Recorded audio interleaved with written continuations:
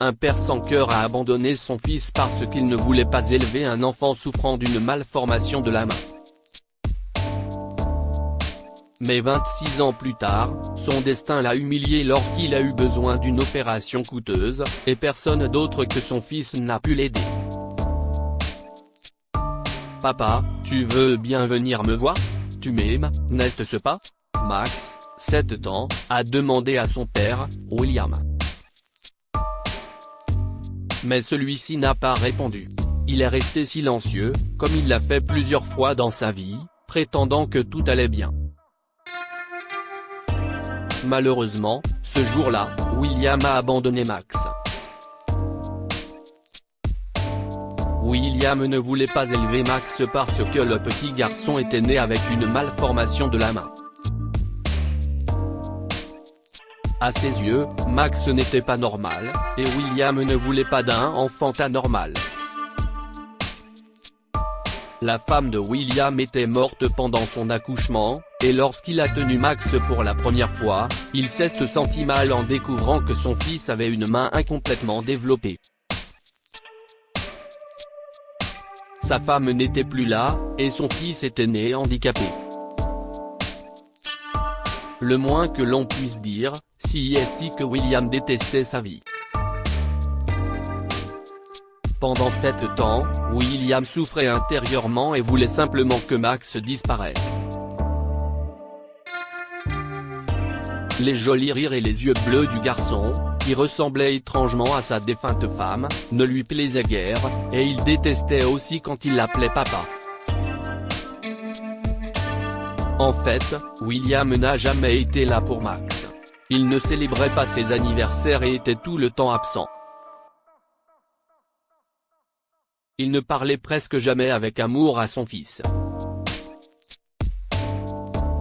Et puis un jour, il a pris sa décision. Il ne pouvait plus supporter d'être le parent d'un enfant handicapé. C'est ainsi que William finit par abandonner le petit Max. Il n'a eu aucun regret, et ne s'est même jamais retourné pour voir comment allait son enfant quand il a été emmené par les travailleurs sociaux. William pensait que Max le mérite, car il a gâché sa vie. À cause de lui, il avait perdu sa femme. Il méritait cette haine. C'est ce que pensait William. Mais tandis que William mourait intérieurement de l'agonie de perdre sa femme, le petit Max ignorait pourquoi son père n'était jamais revenu. Sa nouvelle famille l'aimait, mais il n'y avait pas papa William. Max, lui dit doucement son père adoptif, Ronald, un jour au petit déjeuner. Ce n'est pas une contrainte, mais j'aimerais bien que tu m'appelles papa. Tu veux bien, papa? S'emporta Max. Je ne veux pas. Je n'ai qu'un seul papa.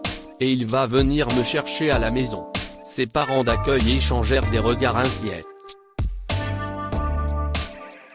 Tu sais que c'est ta nouvelle maison, chérie, a dit Claire, sa mère adoptive. Nous sommes ta nouvelle famille, Max. Nous t'aimons. Et tu es notre fils adorable. Menteur, a-t-il crié. Vous me mentez. Je sais que papa viendra un jour et me ramènera à la maison. Il m'aime. C'est juste qu'il ne me parle pas beaucoup. Vous ne savez rien, c'est ce qu'il écriait, avant de courir dans sa chambre. Max ne savait pas que son papa ne reviendrait pas le chercher. Plusieurs années ont passé et Max a accepté cette réalité avec tristesse. Il savait que son père l'avait abandonné lorsqu'il était enfant à cause de son handicap, et il regrettait maintenant toutes les fois où il avait souhaité que William soit là. Mais la vengeance n'est pas une option, comme Max allait rapidement le découvrir. Après avoir obtenu son diplôme de fin d'études secondaires, Max a décidé qu'il voulait devenir médecin des rééducateurs et aider les personnes souffrant de troubles musculo-squelettiques. Il adorait la science à l'école et s'est donné à fond lorsqu'il a passé les examens d'entrée en médecine, qu'il a malheureusement échoué. Il était très déprimé à l'époque. Le fait de ne pas pouvoir réaliser ses rêves lui faisait mal. Ainsi, Ronald a proposé à Max de rejoindre son entreprise, mais Max voulait se faire un nom. Il a donc décidé de passer une nouvelle fois les examens médicaux et a contacté un professeur pour obtenir de l'aide. Le professeur a proposé à Max de lui donner des cours particuliers et, avec son aide, Max a pu entrer dans une bonne université grâce à une bourse. Parce qu'il aimait ce qu'il faisait, il était l'un des meilleurs de son département, et après avoir obtenu son diplôme, il a intégré un bon hôpital. Un jour, il était en train d'examiner le bilan de santé d'un patient lorsqu'il a eu un choc. Le nom du patient sur le document était William Benson, son père dont il était séparé. Les yeux de Max se sont mis à briller lorsque son père est entré dans la pièce en fauteuil roulant. On lui avait diagnostiqué un problème à la colonne vertébrale après une chute dans les escaliers et il avait besoin d'un traitement coûteux. William pâlit en voyant son fils se tenir devant lui. Il ne manquerait jamais de reconnaître son enfant. L'enfant qu'il avait détesté toute sa vie. Max? Si est-ce toi? William le regarda les larmes aux yeux. J'ignorais que tu travaillais ici, appelle-moi docteur, a dit Max d'un ton tranchant. Nous n'avons plus de lien père-fils. J'espère que tu n'as pas oublié. Oui, je n'ai pas oublié, a dit tristement William. Si est sans doute pour cela que je souffre. J'ai vécu seul toute ma vie. Et je n'ai pas d'argent pour le traitement. Y a-t-il un moyen d'éviter l'opération? Demanda-t-il, gêné. En voyant son père mal en point, Max a eu le cœur brisé. Il le méprisait du fond de son cœur, mais lorsqu'il le regardait avec les yeux d'un médecin, il le voyait comme un patient sans défense. Alors, il a mis sa colère de côté, et l'a aidé. Comme je peux le voir, tu as retardé la procédure depuis un certain temps.